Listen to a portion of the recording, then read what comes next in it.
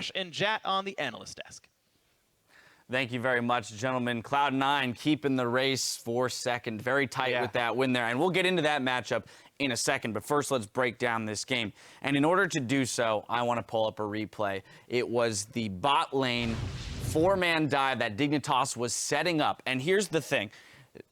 They're coming in for the 4-man dive. And then they see Rush come over the wall. We'll get to this. And they're presented with a decision tree. And Jab, that's where I want you to take us through the possibilities that Dignitas has given that situation. Exactly. So Dignitas is going for a 4v2 dive. They obviously think this can work, and it can. So they should be going through on this play unless Rush is actually in that brush right now. But when Rush body slams over the wall, Team Dignitas should still dive because Rush cannot join that gank and Cloud9 did not know they were there. Instead, by peeling onto Rush, Team Dignitas are now in a 2v3 that they opted in on because the other two people in the lane can't reach the assistance there. So Sneaky gets first blood. And the main teaching point here would be the fact that Cloud9 improvs way better than Team Dignitas did because Team Dignitas, as soon as Rush entered the equation, like, what do we do? And they made the wrong choice. Whereas as soon as Cloud9 realized there were two people behind them, knew exactly what to do. And they followed through and they came out on top. Other key factors, Rush had a level advantage. He was 4, 2 key rays 3. So just those small little things playing into the end result of that fight. But as you mentioned, it turns out as a win for Cloud9 in a situation that most likely should have been a win for Dignitas had they stuck to their original plan and what they had set up. From there, I think the really stark contrast and one of the most fascinating things about Cloud9 as a team is their ability to play quickly with their leads. And it's in stark contrast to the game that we just saw, in which we saw a team, Renegades, create a big lead and then not know what to do with it. Cloud9, the exact opposite. Cloud9 plays extremely fast, and it's a little bit mistake-ridden sometimes. They had a few minor mistakes in this game, but because they accelerate the game and they know they are better at improving than the other teams. So they just create a very crazy situation. They're the ones that are initiating it, so they usually have the upper hand.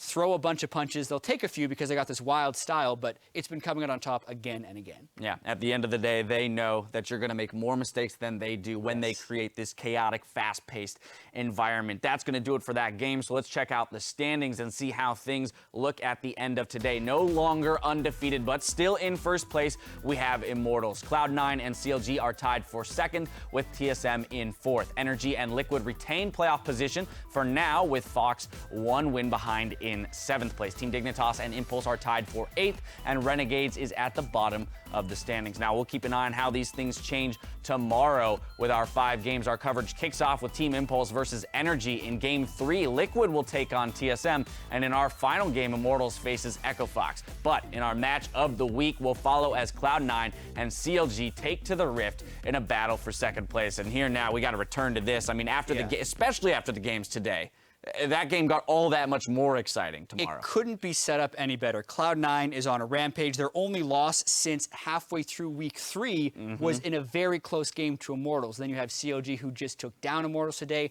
Winner will be in sole possession of 2nd place.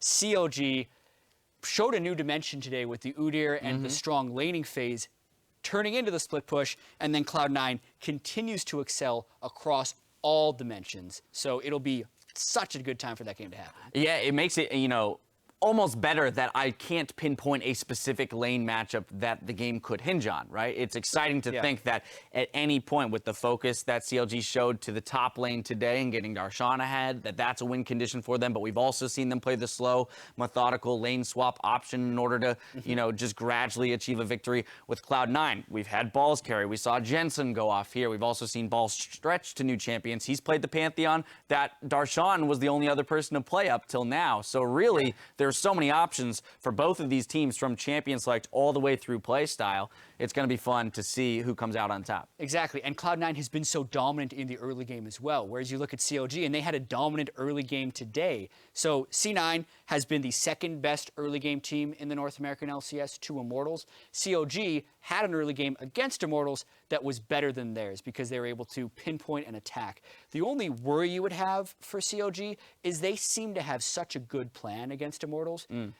I wonder how much normal week planning had gone into our matchup against Cloud9. They will have the night to prepare and they'll be riding that high momentum wave. But Cloud9 looked like they were kind of coasting against Dignitas. Their focus would have been on COG. Right. Whereas COG had multiple focuses this week with 2 really tough opponents. Very valid point. In the interview that I had with Smithy and Arshawn, Smithy pointed to the fact that their practice this week was hyper-focused on just a few champions, building up a specific strategy so that they could come in with the kind of confidence they needed to, on the champions mechanically, to play out their game plan.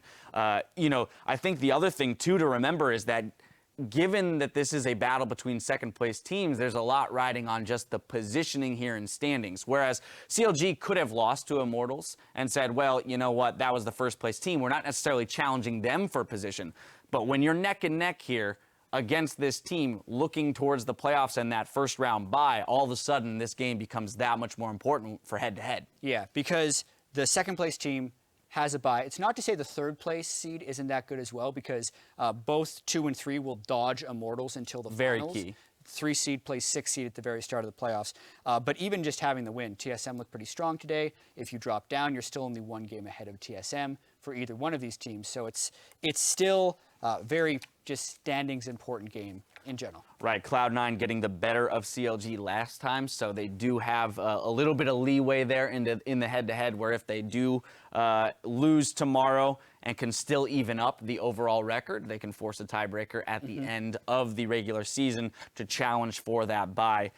You know, the next thing that I kind of want to discuss when it comes to these 2 teams facing off tomorrow, pinpointing maybe a specific area of weakness, you know, Zyrene pointed out on the desk that for Cloud9, they've had all these goals coming in, and to us, it's looked like they've shored up a lot of their weaknesses. Rush wanting to expand his champion pool and meld with the team. Same thing on the side of Smithy. I mean, he's really picked up playing 5 unique champions over 5 games. I actually think, whereas most people would have called that a one-sided matchup coming into this season, this could really turn into an interesting jungle 1v1. Yeah, I had a Death Timers with Freak where we were actually trying to decide who would win, Cloud9 or COG. I flipped and I had to argue for COG. I actually thought the argument for C9 would be a little bit easier. Okay. But even the COG one, Cloud9 doesn't ward very often, and my main argument as well was the way that Cloud9 beat COG back in the first time they played, with Jensen basically 1v2ing, Body These Fools meme was born, Yep. All of those things happened, but Xmithy is playing much better than that now. So I don't think that will happen again.